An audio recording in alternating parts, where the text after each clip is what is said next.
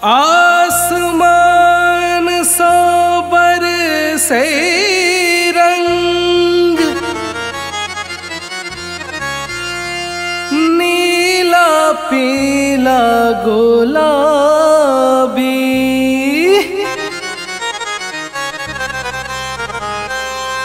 एलई फागुन महीना, चढ़ल अच्छी हमरो खुमारी।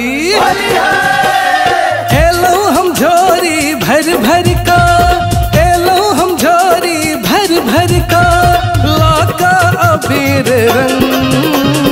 खेलब हम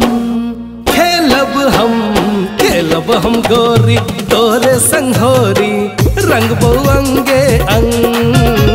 खेलब हम गोरी तोरे संघोरी, रंग बो अंगे अंग।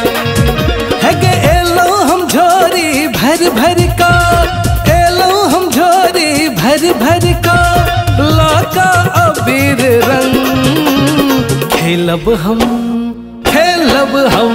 खेलब हम गोरी तोरे संघोरी, रंग बो अंगे अंग गोरी। खेलब हम गोरी तोरे संघोरी, रंग बो अंगे अंग।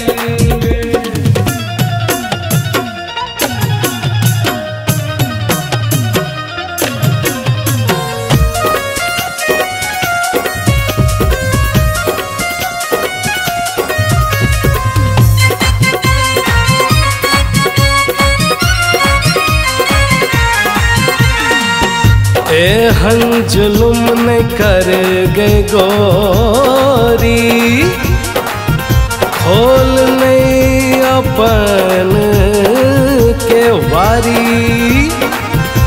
प्यार के रंग में रंग जो तू, छोड़ का दुनिया तारी। देखी झूम रहल छे दुनिया, सब खेल रहल छे होली। देखी झूम रहल छे दुनिया, सब खेल रहल छे होली। खोले न तू जल्दी अपन घर के छिटकिली, नहीं कर अब तू कोनो नखरा। है गे नहीं कर अब तू कोनो नखरा, लगे बहरा पीरा रंग। होली में खेलब हम होरी तोरे संगोरी, रंग बो अंगे अंग। खेलब हम होरी तोरे संघोरी, रंग बो अंगे अंग।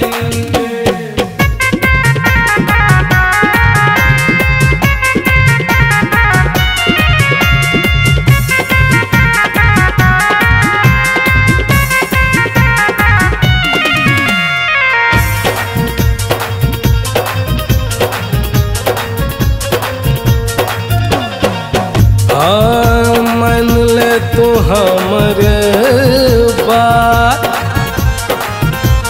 नहीं तो करबो बल जोरी।